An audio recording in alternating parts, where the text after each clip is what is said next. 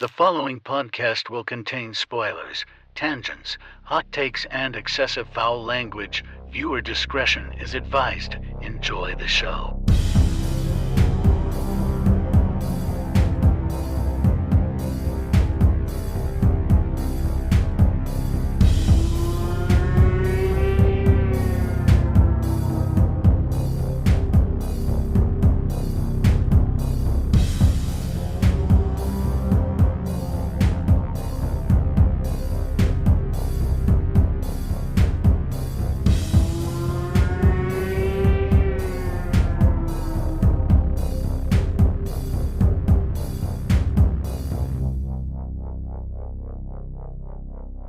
Greetings, horror fans, and welcome to episode 319 of Frightmares. I'm your host, Austin Proctor, and joining me today for 1996's From Dusk Till Dawn is Gabrielle Proctor. Hello.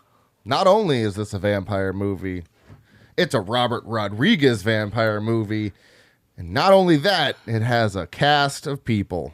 Ooh. Oh! No, obviously, this one goes to you for those first two reasons. You're a big fan of Robert Rodriguez, you're a big fan of vampires, and this is a vampire movie that I enjoy. Oh my god, it's crazy. Weird. Woo! Yeah, as we've established with the lore, this one follows rules.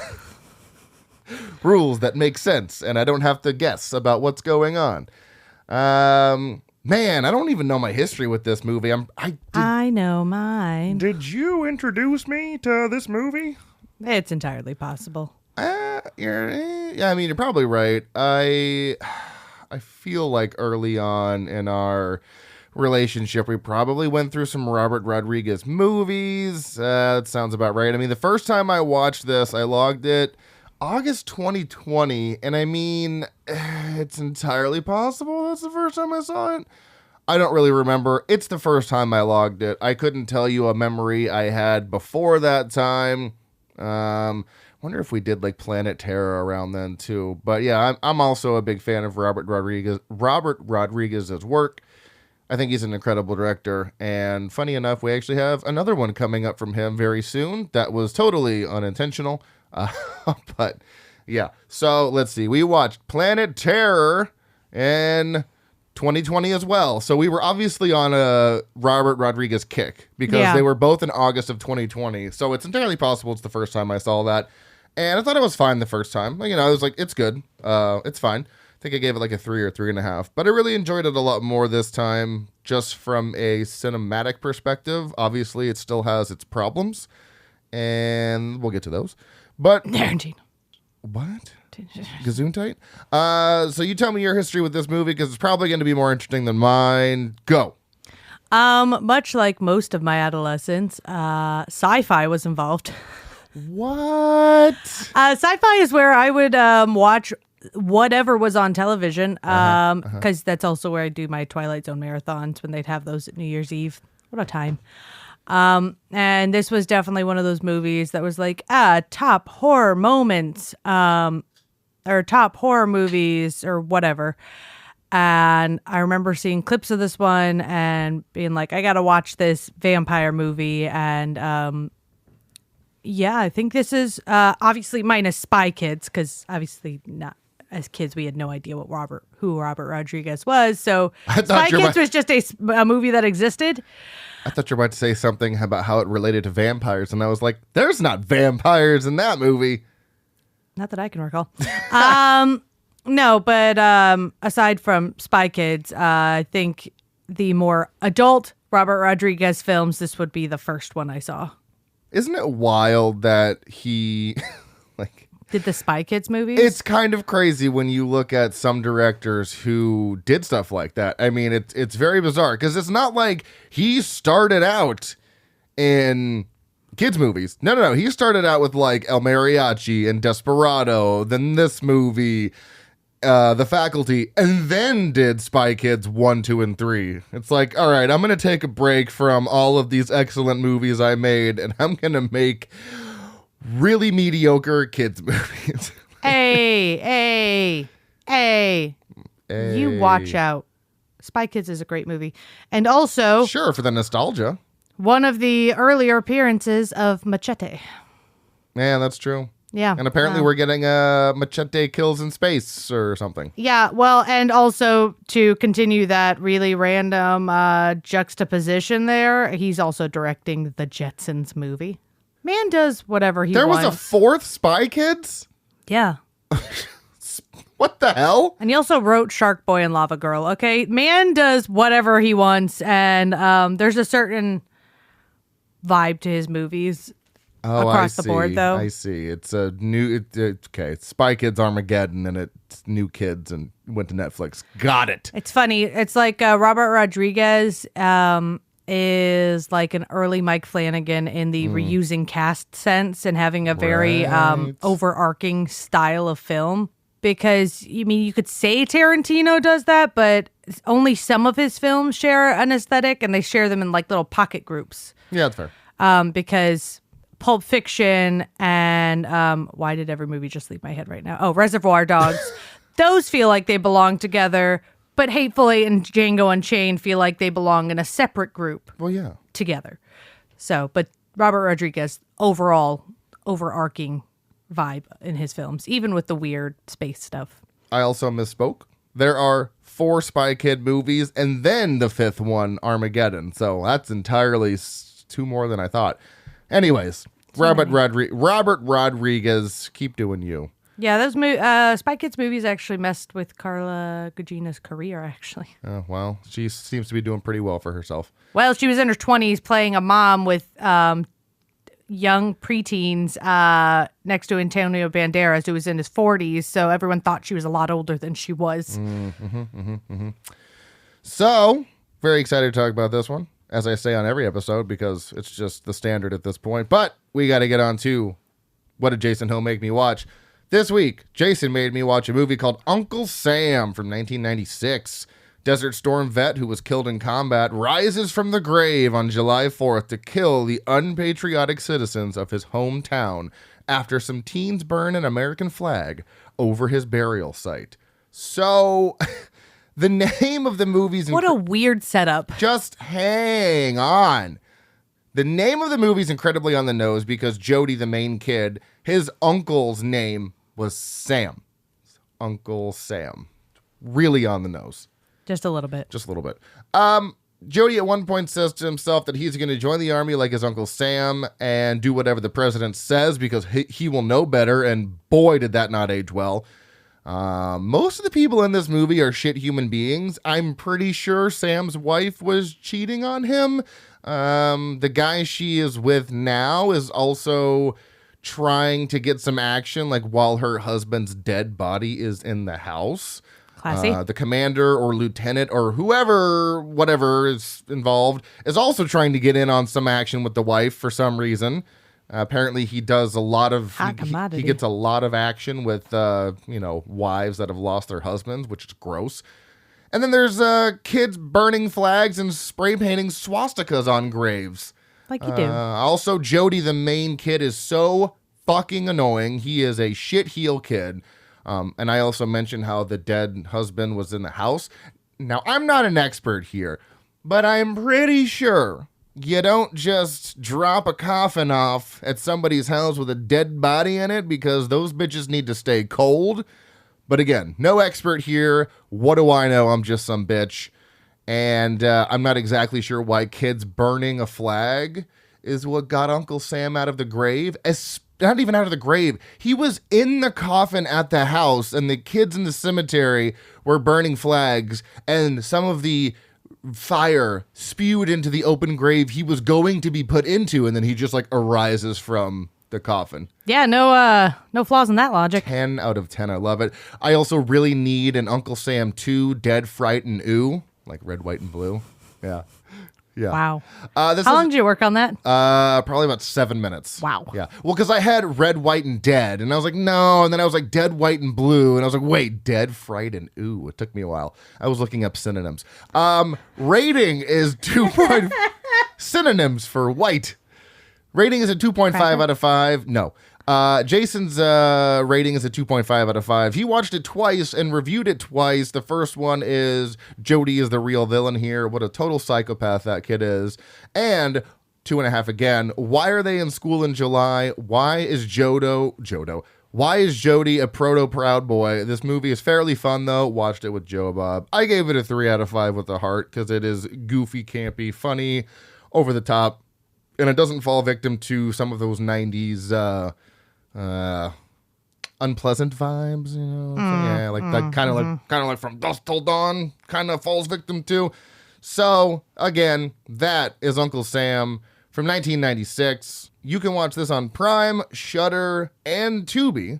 So there you go. Jason says, check it out. You'll probably hate it. Thanks, Jason. Let's move on to the highest grossing movies and Oscar winners of the year. Independence Day takes the cake with $817.4 million. And the highest grossing horror movie goes to Scream, $173 million.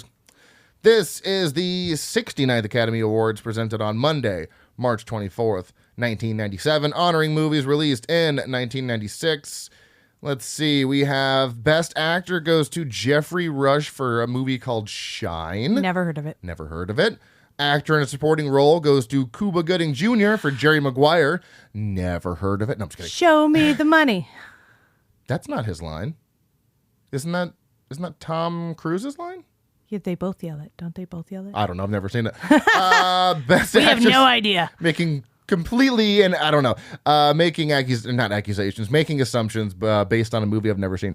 Best actress goes to Frances McDormand for Fargo. Actress in a supporting role goes to Juliette Binoche for The English Patient. Cinematography goes to John Seal for The English Patient. Director goes to Anthony Minghella for The English Patient. Musical score, Walter Merck for The English Patient. And Best Picture goes to none other than The English Patient. Oh my God. Wow, that's a lot of Oscars. It won like 7 or 9, I think, total. Would you say any of them were worth it? Fuck no! Not the score, cinematography, nothing? No! Absolutely not. This movie fucking sucked. It was so boring. It was so goddamn boring. I have absolutely regretted taking this on this year because while, yes, there have been a few good ones. You're rolling up on some better ones. A few good ones.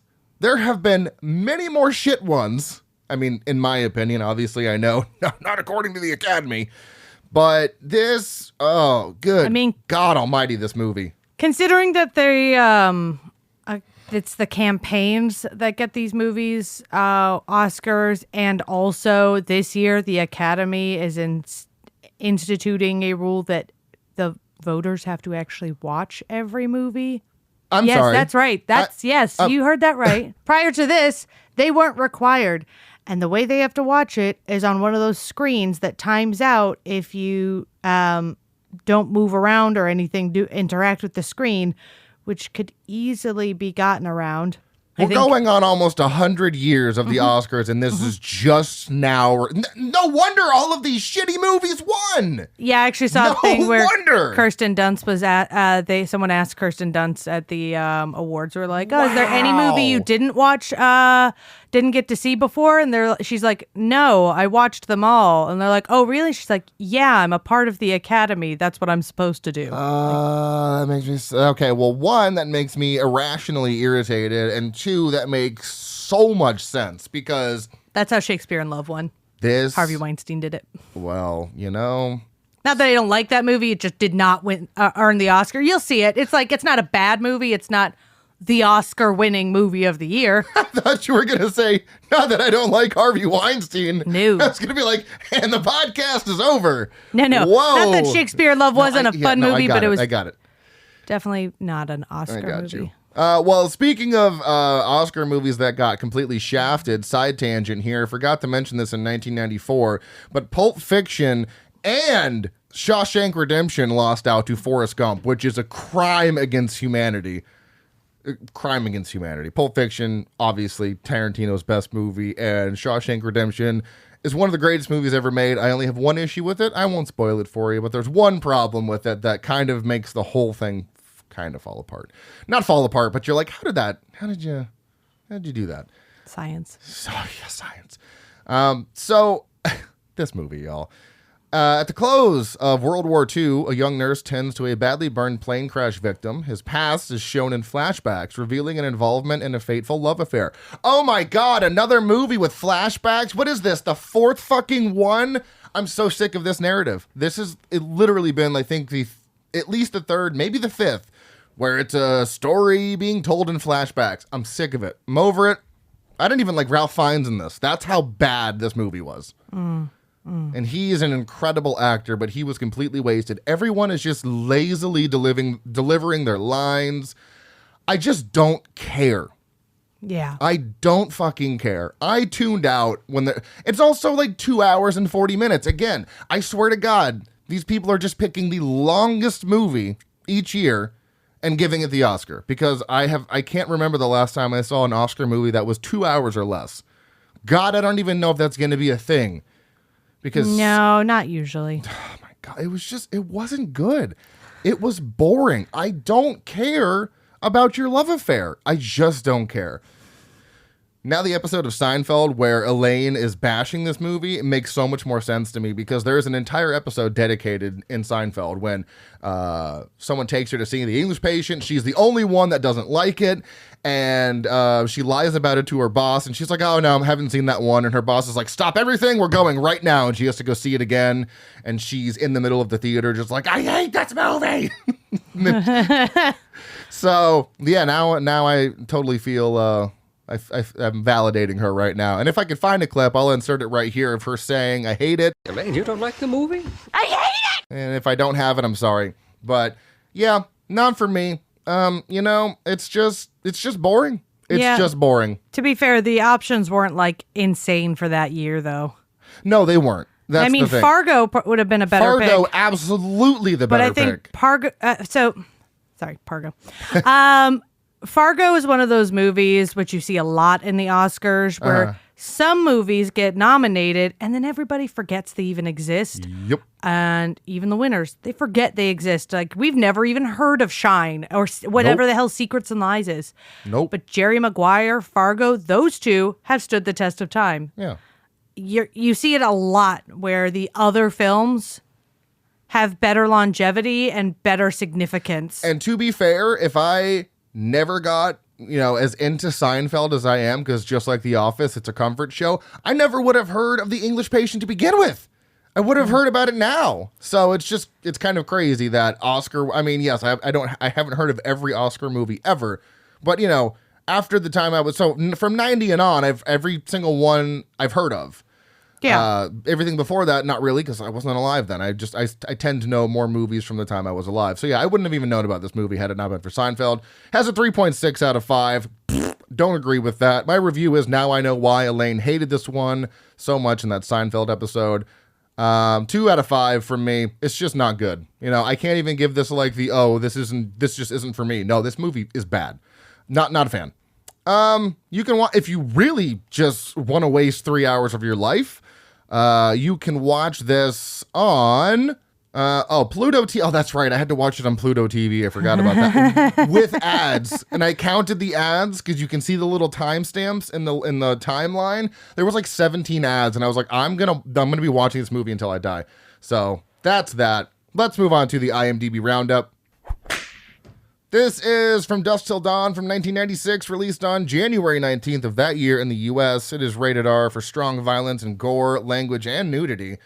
Somehow there's only moderate sex and nudity. I feel like that should be severe, because there's a lot of... Well, I guess it's not severe, because there was like no full frontal, I guess. Yeah. Severe violence and gore, severe profanity, mild alcohol, drugs, and smoking, and severe frightening and intense scenes. Coming in at an hour and 48 minutes, listed as an action, crime, horror...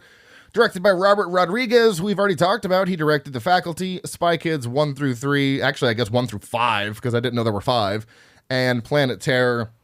Written by Robert Kurtzman, who also wrote 30 episodes of the From Dusk Till Dawn series, and Quentin Tarantino, who also wrote True Romance, Natural Born Killers, and 2 episodes of CSI. He also writes most of everything he directs. Yeah. Composed by Graham Revell, who also composed Child's Play 2, Freddy vs. Jason, and Pineapple Express. Random.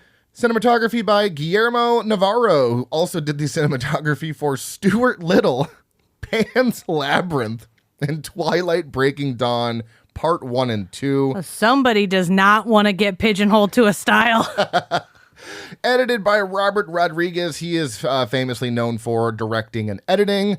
He also edited The Faculty, Spy Kids 1 through 3, and Planet Terror.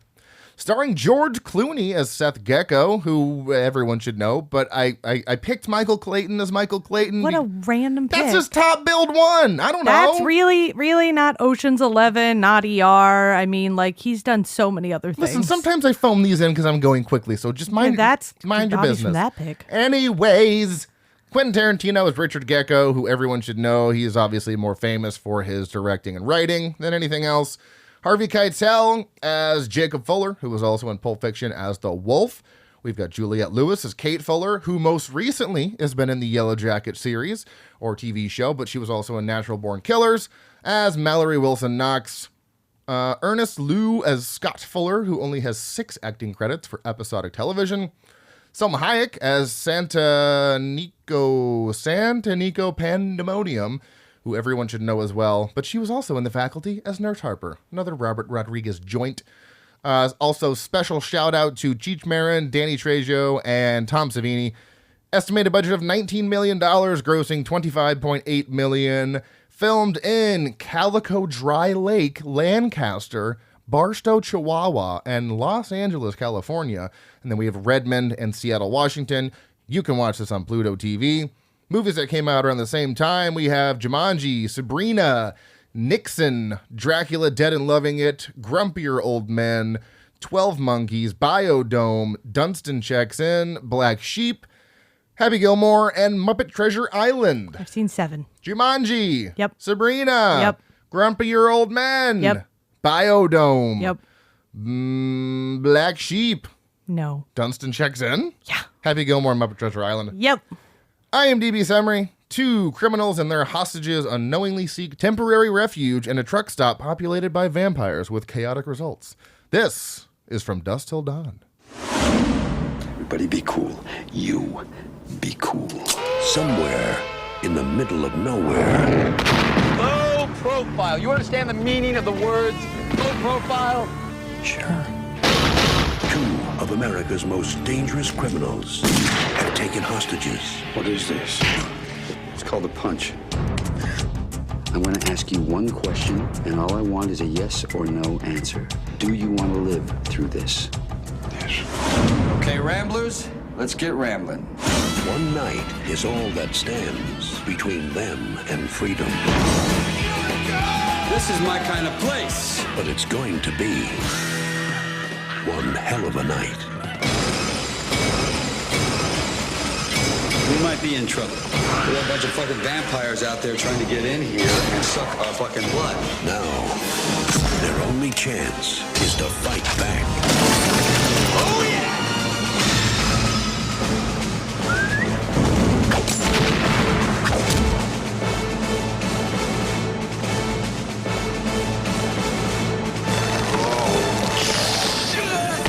Harvey Keitel, George Clooney, Quentin Tarantino, Juliette Lewis.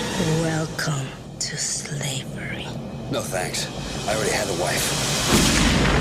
From Dusk Till Dawn. So, Gabby, overall thoughts on From Dusk Till Dawn? I really enjoy this movie. I know my rating doesn't reflect the amount I enjoy really this. doesn't. It's the problems I have that put it down a little bit more. I think it's fun. It's a unique concept. The way it sets you up in one aspect and then shifts stories midway through. Some people are like, oh, we didn't know what to do with the second half of the film. You're like, no. That's the point. It's supposed to you're supposed to be completely blind to what's happening. And I think that's really clever. I mean, if you've seen the new Sinners movie, you can really see the influence that Ryan Coogler got off this film. But I think this is a very individual vampire movie. Except for the sequels it has. I mean individual in the sense where, like, there's not a lot of other vampire movies that did this kind of thing. Especially in the 90s. My overall thoughts are, I think, not only is this an incredible vampire movie, I think it is expertly shot, expertly edited, very well acted, and enough tonal shifts to just break your neck, but in a good way. Not like it's jarring, but like, do you know what movie you're making? But it's not like seriously, there's so many tonal shifts. You're just like, oh my God, I cannot keep up with this. So yeah, I love this movie. Before we get on to likes and dislikes, we got to break down the vampire lore since this is a vampire movie. And the thing I love about this is the fact that when the vampires are first unleashed upon this truck stop, no one goes into any lore. They just start killing things and they try things until they work.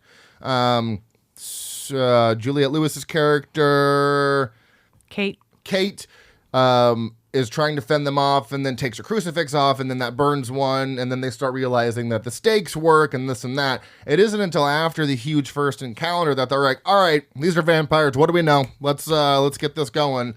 And they break it all down. And I love that. They don't hold your hand. They have a previous knowledge of, or they have previous knowledge of what they know about vampires from movie and film. So they try to figure out what kind they are. And, we learn that obviously blood triggers them to feed because as soon as Tarantino's hand starts bleeding, Richie's hand starts bleeding, that's when Salma Hayek's character starts like getting all freaky. Crucifixes work, stakes through the heart work, ripping. And this is a fun little addition to vampire lore that I personally haven't seen done in another movie. It might exist, but ripping out the heart doesn't kill them. They still can live. You also still have to stake the heart after it's been ripped out. Bites turn humans into vampires. No drinking of blood. No waiting grace period, whatever you want to call it. You bite them. And I think we were talking about how the proximity of the bite correlates to how quickly they turn because someone gets bit in the arm and it takes them a while to turn as opposed to, I think the big fucking brolic black dude, I can't remember his name. Yeah. He gets bit right in the neck and it's really severe and he turns within like under a minute. Garlic, sunlight, and holy water work, but we don't see garlic in this one at all. We do see sunlight and holy water, and the vampires have superhuman strength. Basic vampire stuff. Like that's great. There isn't like, oh, this works, but this doesn't work. It's just very straightforward and laid out, and that's exactly what I need. The basic stuff. So I like that. Vampire lore for you in this movie. Good, bad, what do you think? Yeah, I think it's simple, it's straightforward. If you've watched a vampire movie, you're going to be on board. And I think I said my only issue with the vampire lore is towards the end, the way people get killed or what happens to them when they get killed starts to go all over the place. Like the big hulking black guy who gets a hole in his stomach and Harvey Keitel's character is shooting other vampires through him. Well, now when he's done shooting them, they look at each other and his face melts and he dies. And you're like, but what happened? Yeah, so some of the kills do get kind of wonky with the lore at the end. Yes. Oh, yeah, like Tom Savini's head gets knocked off and he turns into a giant rat. Rat, really cool. But why? Yeah, they don't really explain that. I think that I don't know. So yeah, there's some things that don't really, add up, making sense. So going on to likes here, I love when I just love the opening of the movie because you got that cop drinking a beer in the store, asking for the Jack Daniels, and he's like, "I'm gonna get tanked tonight," and I'm like, "I feel like you're tanked already because you're drinking a beer at daytime, so I think you're already there." But specifically going further in that scene. To me, this is one of the greatest opening scenes in a horror movie because of the fact that the vibe is very cool and collected and calm. It's just a guy shooting the shit with the gas station owner. The camera is steady. There's even like that nice long zoom into the sheriff's face or the cop's face when he's talking. And they're just having a good old time. And then literally on a dime, once he goes to the bathroom, everything changes. You realize that the two guys on the run are in the store with two hostages, and Tarantino's character Richie is he's telling the cop what we're doing, and then Seth is like, no, chill, he's not. and the camera gets shaky. We get extreme close-ups. There's so much tension going on. So that's one of the first tonal shifts that just like will break your neck if you're not watching carefully. Like if you look away for a second, you're like, wait, what the fuck happened? So I really love that opening. And then you get Richie's character shooting the cop because he's a paranoid, delusional, schizophrenic, crazy person who does not believe they're safe, and then it ends up they set the gas station on fire with the store owner clerk getting lit on fire, and then the whole thing explodes, and then it's like From Dusk Till Dawn, like 10 out of 10 opening. Yeah, incredible opening. Really strong. You just think it's a casual opening, and then he goes to the bathroom, and you're like, oh, this is a hostage situation. All right. Yeah. And Tarantino just, he's giving him signals. He's giving him signals. I'm not doing anything. He's like, oh, when he shoots the cop, oh, he was mouthing, help us. And he's like, I didn't do anything. Like, bro, I am just trying to live my life. And Tarantino just shooting anyone on a whim, just ridiculous. And you're immediately like, that guy's a loose cannon and he's dangerous. Yeah, you get the sense right away that Seth is clearly the one who's, well, you'll find out later that he's not as put together as you think. He is driven heavily by rage and anger, but probably because his brother is insane. I feel like a lot of his stress and anger comes from his brother. But yeah, you get right off the bat, you get this sense that Seth is cool, calm, collected, and Richie is the wildly loose cannon. Seth has a strong sense of identity. He knows who he is. Correct, he knows yes. what his moral standings are. He knows he's a criminal. He knows he's a bad guy. He's comfortable with that. But he has his limits for what that means. And Richie contradicts those limits. And he loves his brother. It's very clear he loves his brother very much. Yeah. So his brother not living by that same code and in fact being extremely dangerous in a way that Seth's not comfortable with, makes it really hard for Seth to function rationally the way he wants to, because if Seth is on his own, this is the box I live in, this is exactly it, and no problem. Richie really makes him push past what he's comfortable with and put other people in situations he doesn't want to, for the sake of protecting his brother. Well, and there's also a couple of extra elements we have to look at here as well, because they're also you also have to remember at this point they're on the run with 3 hostages. You have because they robbed a bank. They've been on like this crime spree for a few days or something like that. After breaking Seth out of jail. Yeah, and Richie broke Seth out of jail, so obviously, you know, he loves his brother, but I feel like he also feels this sense of a debt that I owe my brother, and I can't really just get rid of. Even though he's a loose cannon, I can't really just leave him by the side of the road because I love him, he's my brother, and he broke me out of jail. And you can really tell that it is love and not just, I can't trash him, because of the way he interacts with Richie when he's injured. Yeah. Let me see your hand. How's your hand? How are you? Is it bad? Let me look at it. If he didn't actually give a shit about his brother, he would have been mad that someone shot him, maybe, but he wouldn't have actively asked to see the wound, attempted to take care of the wound. You know, he really like shows that he does care for his brother, even though his brother is clearly sick in the head. And that even, it also rings true in the end of the movie when his brother gets bit and turns, and he doesn't want to believe it at first, and he's like, "No, don't shoot him." And that's a trope that happens all the time in zombie movies or whatever, when someone turns and they just can't bear to kill them, and then they end up getting bit or something like that. But in this movie, that doesn't happen. He doesn't want to believe it at first, but inevitably he's like, "All right, just give me the gun and I'll do it." So he actually kills his own brother, and I like that they didn't let Seth be clouded by, well, he's my brother, I can't do this to him, and they're all like, that's not your brother anymore, dude. That's a bloodthirsty freak. He's got to go down. Yeah, it absolutely checks into Seth's survival and being in his box of, right, this is what reality is. He's very based in reality and very self-aware. Yeah, at that moment he's the person who knows he doesn't want to do it, but also knows kind of it is what it is, and I can't. It's not worth my life to pretend like it's not happening. Yeah, exactly, and that's and he's also self-preservation. He's also very. You can see he's clearly broken up over the whole thing by the end of the movie, and everyone's like, how are you doing? He's like, oh, I'm just great. I just had to shoot my brother. But other than that, I'm hunky-dory. But the other element at play regarding their relationship is the fact that Seth genuinely does not want to kill people. He will. He has. But he doesn't want to. Like, he wants that teller to get out of there alive and says, if you follow the rules, 1, 2, and 3, we'll let you out of here. And then leaves her with Richie for reasons that I guess he just feels like he can trust him for some reason.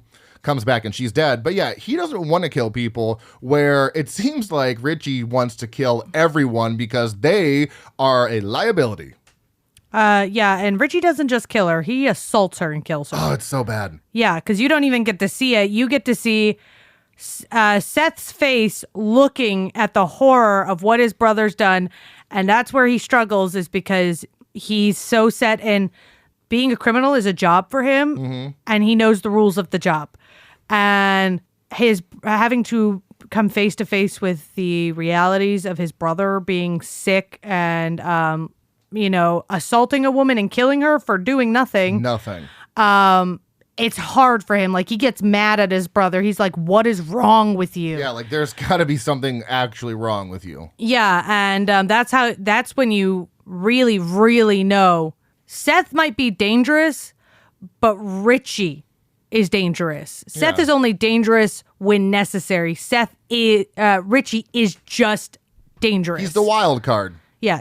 Wild card, in baby. the worst way possible. Oh, the worst way possible. Yeah. And even bringing Harvey Keitel's character Jacob into this, the dynamic between the three of them is interesting, because you have Seth, who is a loose cannon, and you have Richie, who is a loose cannon, and you have Seth, who is just driven by anger and hatred. But then Jacob's there to balance everything out. He is the actual voice of reason between both of them. He's calm logic. Especially when they're all doing shots at the bar, and Seth is just smashing his glass down on the table. And he's like, well, what are you mad about? He's like, well, I'm going to go drink this bottle, and I'm going to go beat that guy up who touched me earlier. And he's like, Seth, you won. Like, stop.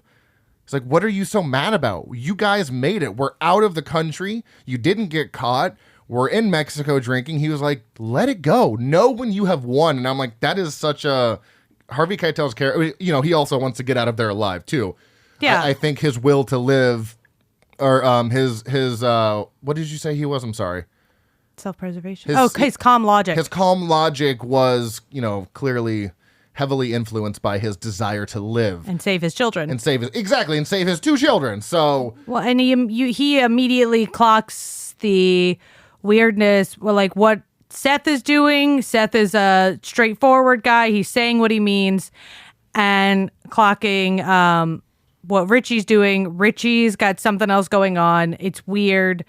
The best thing I can do is be calm, follow along, and try to keep the logic front and center so nobody gets any ideas, so we can get out of this. Yeah, because they also established pretty early, once Seth and Richie basically bust into Jacob and his family's hotel room, is the fact that Richie has hallucinations. 100% has, like, things are happening that aren't happening in real life. Like, things that he sees, like when Juliette Lewis is like, can you, I'm not going to... He imagines her saying a very sexually suggestive sentence. I don't even like repeating it because it's just... I won't either. It's very explicit. But he imagines that because later he brings it up and he was like, did you want me to do that? And she's like, what are you talking about? And you're like, yeah, that was a hallucination. So what else? And that's the only time we really see him hallucinate anything. We don't. So, but that gives you, like, that's kind of all you need, because it's like, clearly he was, anybody that he's just killed, for no reason, he's clearly seeing something that is not real, that wants to lead him to kill them. So he probably hallucinated the guy saying, help us. That's for sure. The lady in the hotel room, no idea. Gloria, no idea what he saw her doing, but it was enough. He claims that she was mouthing off as soon as Seth left, and Seth is like, no, she wasn't. There's no way. Like, she was so like... But you also know he's a predator, because you get to see kind of what happened to her over Seth's shoulder. You never get a clear look at it, which is probably for the best. Yeah, thank God. But you already know he's a predator, and then you've got Juliette Lewis, who, as far as we know, is under 20. She is an older teen, so she's young, and now you've got her literally sitting across from a predator. She's an extra danger on top of the danger we're already in. Yeah, and that subplot adds nothing to the story, and in fact is, one of our mutual dislikes is the fact that there's, and it's even when it has some sort of connection to the movie as an overarching theme, I still don't like it. But I would understand it more if there was actually some reasoning for it. But there's really not, other than the fact that, well, what do you got thinking? Something's rolling around in your head over there. What do you got? I honestly think, now this could be entirely wrong. Part of the reason for making him so unhinged and making him a predator and making him like someone you absolutely wouldn't, like, you're watching the movie, you don't feel safe in the room with him. Right. And you're not even actually next to him. I think in a way, making him that blatantly dangerous and that blatantly predatory is a way for you to actually better connect with George Clooney, because he's technically the bad guy for the first part of the film. But seeing a man love his brother that much, regardless of what he's doing, and just that is not unrequited love. It's what's the word I want? It's I don't know. I don't know. He has complete love for his brother, and love that knows no bounds. I don't know. It's like love you have for a kid, where you just do love them. That's it. He loves his brother, and seeing someone like that bad of a guy still have that love in his heart and that compassion lets you know that he does have feelings. He does care. He is not unsympathetic as a character. So having his brother be that scary and dangerous, and him loving him despite that, and be willing to do anything to protect him, gives George Clooney's character something more you want to root for. It was like, wow, he still has this really strong sense of love and loyalty. So there's something good in him, despite him being a criminal, which could be entirely wrong, but it does make you think, oh, he's not just all crime and being a bad guy. He does have feelings. Well, and it also makes what Seth is doing somehow not as bad as what Richie's doing. So it makes you root for him. It gives him some redeeming qualities. Like, man, Seth, you might be fucking nuts, but you're not as bad as your brother. You have boundaries. There you go. Yeah. Are you thinking of unabashed love, unapologetic love? No. Unreserved love? No. Oh, okay. We'll get there. It's fine. I'll yell it out later. Shameless romance. Yeah, I don't think he's having shameless romance with his brother. No. So yeah, that's entirely possible, and I don't think it's not that far out of the question to say a statement like that. I don't know if we'll ever get confirmation of that, but I mean, you can definitely take it that way. I think it's a good idea. Yeah, you can absolutely take it that way. And because it does make everything unconditional. Oh, I was close with unwords. Yeah, unconditional love. He has unconditional love for his brother, and that makes someone that makes someone more interesting as a character. It makes you like them more because they have that. Yeah, and thank God we obviously don't see what happens with Gloria, and nothing comes to fruition between him and Juliette Lewis's character, Kate, which is good. So it's like, it's only in there like the 2-3 times, so it could have been worse. I always try to look at it like that. Like, yes, I don't like this addition to the story, but it also could have been much worse. So.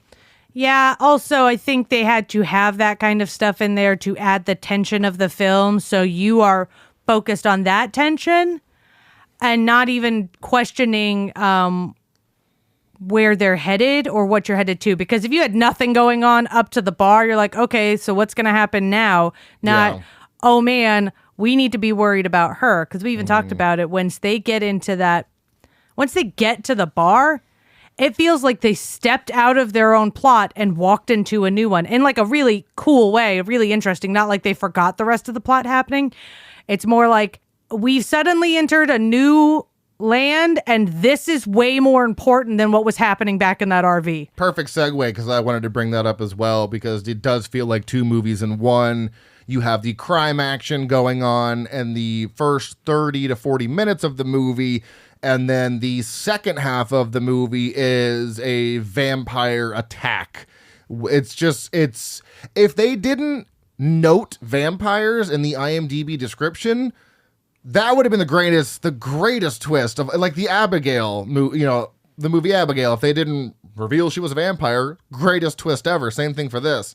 I'll have to see the trailer once I edit the episode. I've seen the trailer. Does it have vampires in it? I'm trying to remember because I really, really remember seeing the trailer on a DVD I had, but I cannot think of what happened. Well, yeah, once I edit this together, I'll know. But yeah, if they don't show, it's entirely possible maybe it wasn't marketed that way, and that would be because that would have been such a great twist. Because I think you could get people in the seat, like two brothers on the run. They go to this, truck stop, and all hell breaks loose. And plus, you have a lot of good names behind it for the 90s. I think they could have gotten asses in the seats. Yeah. And also, additionally, it's really cool how that when they step into that bar situation, remember what happens outside the bar. You've got all the people being rowdy and coming in, and they immediately beat Cheech's ass at the door because as far as they're concerned, they are the power. They are in charge. They run the show. Everybody else needs to get out of the way. And they kick someone's ass at the door having no idea what the fuck is inside. Well, because they fully believe they have power. And as soon as they get into the door, they're in danger. Well, yeah, but Cheech's character is also mouthing off to Kate and saying, oh, we have a new lady to join because he's going on that whole pussy rant thing. So that's one of the reasons they were kicking his ass. No, I know. I'm saying the reason they did that so comfortably is because they felt totally secure and like they were in charge. They're running the show. So they've never been there before, but they're so comfortable in the power that they have that they beat some dude's ass at a place they've never been to and have no idea what's going on. They get into the bar, are immediately turned away, are immediately ready to fight. You have no fucking clue the level of danger they've walked into. I'm in danger. They are on an extremely high horse walking in. That's true. And it's even hilarious because they almost get turned away by Danny Trejo's character, who's like, you got to be a trucker or a biker. And none of you guys are that. And Jacob's like, excuse me, I drive an RV. And I was like, where's this going, buddy? He's like, you need a class 2 license to operate that. Oh, nice. Very, very. And Danny Trejo's like, what can I get you? Get us a bottle of whiskey or whatever. And I think it's hilarious, too, because for an establishment that has unassumedly run smoothly for its entire existence, sure gets wiped the fuck out by 5 or 6 people. Yeah, it was just the wrong combo that day. Yeah, it was just wrong combination of people. And I think it's also going back to Cheech real quick. I find it hilarious that I was like, why does he play 2 roles in this movie? And you're like, because why not? And then I get to the end and I'm like, oh shit, he plays 3 roles. Just kidding. He is everybody. Cheech plays 3 people with varying amounts of facial hair. Yeah, hilarious. I think that's. Oh, and then I just wanted to mention the transformations themselves are not good, but the vampire makeup is actually excellent, and I think the climax is. It's interesting. It's like so good, but also kind of janky at the same time because it's like they're just throwing everything at the wall. But I mean, with the amount of different killing weapons and mechanisms and explosions and creatures, it's just so much goddamn fun. And I also so enjoy that the kids don't even blink about just grabbing all these weapons and going to fight vampires. Kids would usually be like, I'm going to stay back. Maybe I don't want to do this. They're all just loading up with holy water squirt guns and crossbows. And Seth has got that like very sexual wooden stake that's power driven by a motor. Great like weapons of destruction. So good. Yeah, I think Scott is the one that pushes back most on the idea of the whole situation, whereas everybody else is this is what it is situation. Scott the son. Oh, the son. I'm so sorry. Like Kate clearly takes very much after her father in this is reality. Got to stick with what the logic is, and I'm seeing what I'm seeing. And I think that's really fun. I'm really glad it wasn't children going into full panic sobbing mode. Them just having to defend the kids the whole time. They were just like, all right, well, it is. Let's go. Ready to just throw hands with vampires. It's crazy. I think we've covered the likes and the story beats pretty well. Do you want to move on to the dislikes here? Oh, I had one more like I didn't get to. Oh, okay, go ahead. I really like the dynamic between Seth and Kate in the film. Oh, yeah. Because when they're in the bathroom hiding out in the RV before they get across the border, and Richie is holding Kate in the shower with Seth, but Richie won't shut up. Seth knocks him out, and Kate just goes, "Thank you," and he's like, "Yeah, no problem." Just an unspoken agreement of trust and friendship. Yeah, they really just are very chill with each other. Seth spends a lot of time just really they get along. Like there's a camaraderie vibe to them almost, which is funny. Oh yeah. Because Kate really rolls with whatever's going on, and Seth really appreciates that she is not going to make trouble. They are respectful of each other the whole time. And again, they punch Cheech out for talking about her. Yeah. And even when everything happens and Kate's like, I have nowhere to go. Can I go with you? He's like, into Mexico. Seth's like, yeah, I'm not a El Rey. But he goes, I'm not a bastard, but I'm not a fucking bastard. You're not even 21 and I'm going to a town full of criminals. That's not a place for you. And they're even, sympathetic to each other in a very light kind of way of, hey, I'm sorry you lost your family. That really sucks. Even though Richie was creepy to her, she still says, hey, I'm sorry you lost your brother. Right, yeah. So I really just that dynamic was really interesting to me. Yeah, I was going to mention the ending too, where, he just basically is like, I wanted him to bring her with, so he could protect her, but he's not going to a great place, so. Some of the dislikes here, there's a bit of spicy dialogue. The R word is thrown around. The F word is thrown around. The P word. P word. Really? I don't know what the P word. I mean, he says it like 45 times in that one scene. Okay, what is the P word? Pussy. Oh! Good God. I'm talking about more the slurs, the R. Oh, those slurs. Yeah, the R word for mentally handicapped people, the F word for, Yeah. The reference, there's a slur towards Hispanics. I don't want to repeat, but it's a shortening of the word. And then they call the Chinese kid a Jap, and I'm like, guys, what's going on here? But it's also written by Quentin Tarantino, so I was going to say Tarantino wrote it, so if that doesn't clear up any questions there. Yeah, so it's not the greatest. I'm not a fan of that. I already mentioned Tarantino being a weirdo. Yeah, the whole pussy speech, yuck.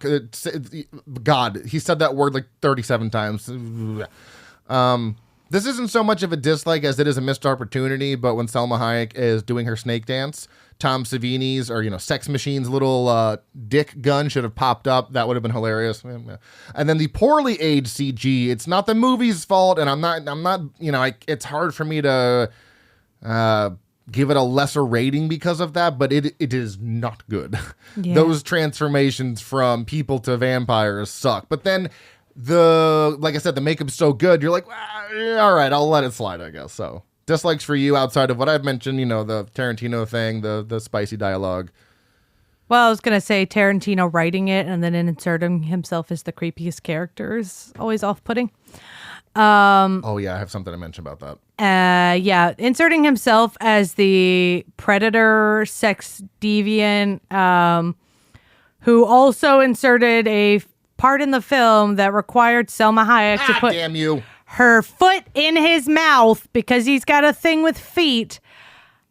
It's creepy. Like, I like Tarantino movies. Tarantino, and I know we have a Tarantino-themed bathroom in our house, but but it's not his face in there. I like the guy's product. I don't really like him. He's always given me a weird vibe. Yeah, and as a joke, we over our toilet it says written and directed by Quentin Tarantino. May all of your deuces be directed by Quentin Tarantino. Yeah. Only Quentin Tarantino would write a movie and insert himself as the person sucking Salma Hayek's toe. You fucking freak.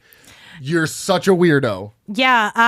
And so pretty much that. And then so like when they do it in Lost Boys, they all die in different ways. They straight up mention prior to all those deaths, these are all the ways a vampire could die. In the early part of the vampire kills, they're all pretty much dying the same way. And then it's, what? Oh, we talked about this. Well, I'm saying my dislike. Oh, okay. Okay, go ahead. But yeah, like we said before, in the back half when they go to fight people, everybody starts dying in Crazy really ways. random ways. The band blowing themselves up somehow by spontaneous, by sheer force of will, is hilarious. But also what? What? Yeah, I'm with you. So not a whole bunch of dislikes, but it's definitely not a perfect movie. So why didn't they light tight that whole building? They've had it for centuries, and not one person thought, "Hey, let's make sure there aren't holes with sunlight peeking through." Well, remember they've had shootouts and like but there's like bullet holes straight up to the sea, like yeah. But I think we can all attribute that to the chaos that has gone on there. I don't. Yeah. Hot take for me is that even though he loves his brother, Seth should have left Richie for the cops. He's clearly deranged, and the reason why everything's getting fucky. So I should have just dumped his brother. Yeah. Yeah, that's my hot take. Anything for you? Probably not that hot a take. But speaking of hot, man, George Clooney be looking damn good in this movie. I don't know what it is about that neck tattoo. I think that tattoo in general is like a stupid tattoo to have. Sorry for anyone that has that. But damn, with the like little tattoo peeking out in the end of the film where he takes it off, he's just got the black vest and the white tank top. He's got the full sleeve. Like, hot damn, George Clooney, all right. Well, Salma Hayek has been and always will be hot because I'm sure she's a vampire in real life. A hottie with a body. Yeah. So Hooks for me, opening scene. I mean, it pulls me right in. There's no, oh, I need to let this play out for a little bit. I'm 5-10 minutes in, or whenever the tonal shift happens, I'm like, hey, oh shit, I'm in. So Lost for me, I'm never lost. I assume you're lost with the wonky kills at the end. Nah, I'm still in it. Okay. I'm more like, what was the thought process here? What was going on here? So horror moment for me, there's one of them's not really a horror moment, but it's a moment I wanted to mention because it always gives me the ick. So when Kate puts the crucifix on Cheech and he melts, that's my glove. Yeah, that was a really good one. That's a great one because then there's more melting, but that first one is special because you're like, oh, we are melting vampires. Got it. But then the other moment I wanted to mention is Seth gets shot through the hand and has it bandaged for the whole movie. And then at one point, someone drives a knife through the pre-existing bullet wound. And every time that happens in movies, like if someone gets shot and someone drives a finger in there, it's always just like, ah. It's like when someone grabs hold of a knife and someone pulls the knife through their hand. Ah. So that's my horror moment. What about you? I'd probably say the face melting or where Tom Savini inexplicably turns into a giant rat for no apparent reason. Because you're just like, what? Robert Rodriguez, I have questions.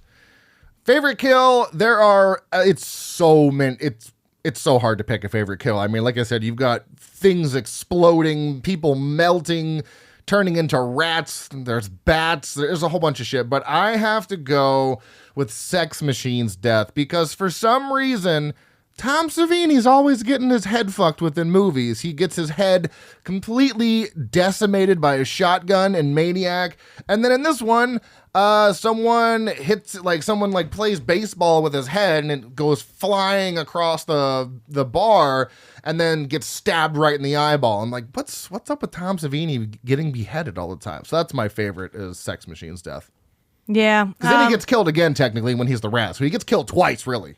Yeah, I also really enjoy that one. I like that they explicitly state that there's like Tom Savini says, human bodies are hard to get through your chest plate. That's tough to do. That's muscle and bone. That's not easy to do with wood, like a knife. Yeah, wood, no.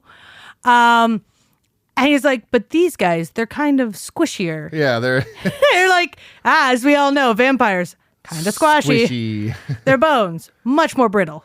So is that your favorite kill then? But yes, him getting his head popped off and then it's just silly. It's funny. I love a good beheading, especially if you can make it funny. Favorite character for me is Sex Machine. anytime Tom Savini is in a movie, he's always going to be my favorite character. Love it. What about you? It's Seth. Yeah. Oh. I just think he's such an interesting, like, character.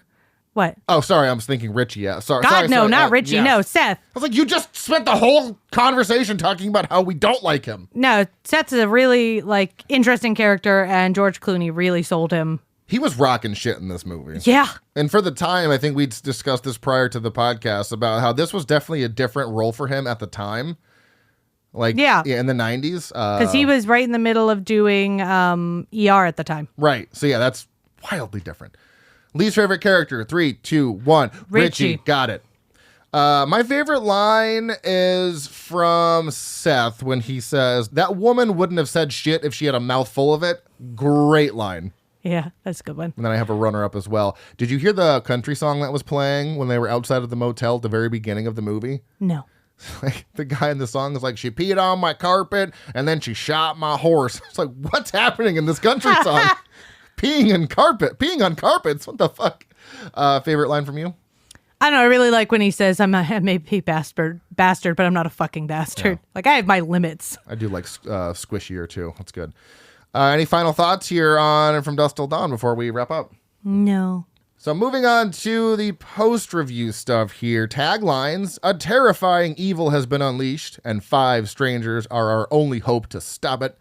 That's misleading, but sure. Cheap drinks, loud music, vampires. This will be one hell of a night. My favorite one, vampires, no interviews. That's freaking epic.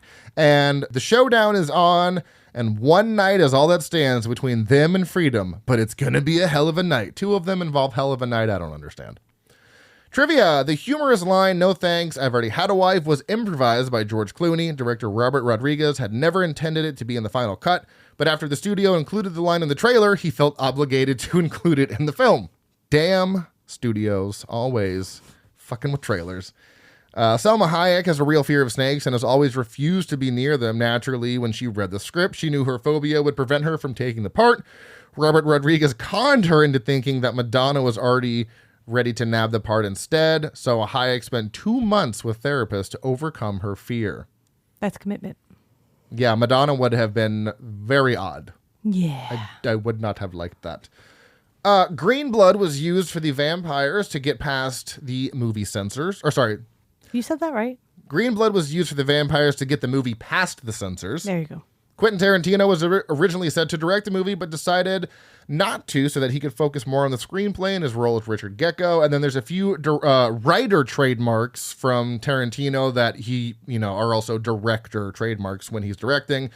Big Kahuna Burger makes an appearance in this, and that is the establishment that was in Pulp Fiction in the beginning of the movie.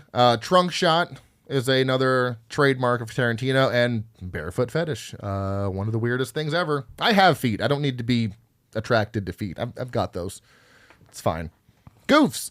In the very beginning of the robbery scene, you can clearly see that Seth's gun is fake. When pressed against the head of Benny, you can clearly see the orange tip. Notice that. During the fight in the titty twister, when the vampire's head rolls over towards Kate, she actually misses the head when she tries to step on it, but in the next shot, it's sitting underneath her foot. And when Seth and company are doing shots at their table, we can clearly see a background extra standing by the bar next to Razor Charlie, playfully making hand gestures at the camera. Rated 7.2 out of 10 on IMDb, 3.5 out of 5 on Letterboxd, has a 65% on the tomato meter, and a 76% audience score. What did you give this? 3.5. Cannot believe you only gave this a 3.5. Seems weird. But I gave it a 4, so just shy of a slap. Similar movies according to Letterboxd, we have Vampires, John Carpenter, Abigail, 30 Days of Night, Near Dark, and Underworld Evolution. Not Underworld, just Underworld Evolution. Nice. Yeah, it's weird how they do that. Similar movies according to IMDb, we have Death Proof, Desperado, Jackie Brown, Planet Terror, and Natural Born Killers. Clearly, Letterboxd goes by vibes of the movie, and IMDb goes by director-writer of the movie. Right. Let's read some funny reviews on Letterboxd. You actually found a whole heap of a lot or something. I don't know. Found 3. Oh, why don't you go ahead? 4 stars from Persia. Persia, okay. First half was great. Second half was a complete 180, but still just as great.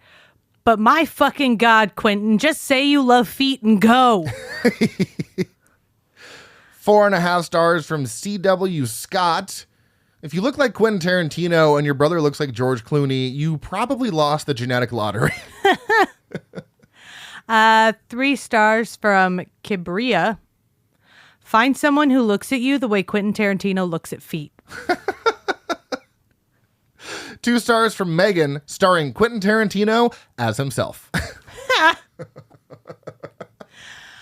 And this one's my favorite. 3 stars from Addie Cohen. I'm now convinced Tarantino is American just so he would measure in feet instead of in meters. Another one about his foot fetish, 3.5 stars from Zara. Tarantino's foot fetish was taken to levels of extremity that I wish I could unsee. And I had one more here. Where did it fucking go? Oh, there we go. There it is. 3 stars from Michelle. It's quite alarming just how well Quentin Tarantino portrays a registered sex offender. Jesus. Oh my goodness. If you enjoy the show, please rate and review on your favorite podcast app of choice. You can follow us on Facebook, Instagram, TikTok, and Slasher app at Frightmares Podcast. Our email is stayspooky@outlook.com. You can also follow me personally on Letterboxd at Dr. Proctor. You are Watson LMP 90. Booyah. Next week, ideally, Corey and I will be back doing Cube, but he has been having some technical difficulties. So if he's not back, someone will be back. Wink, wink. What? Looking at you. Hey, looking behind me? Who's behind me? So until then, stay tuned and stay spooky.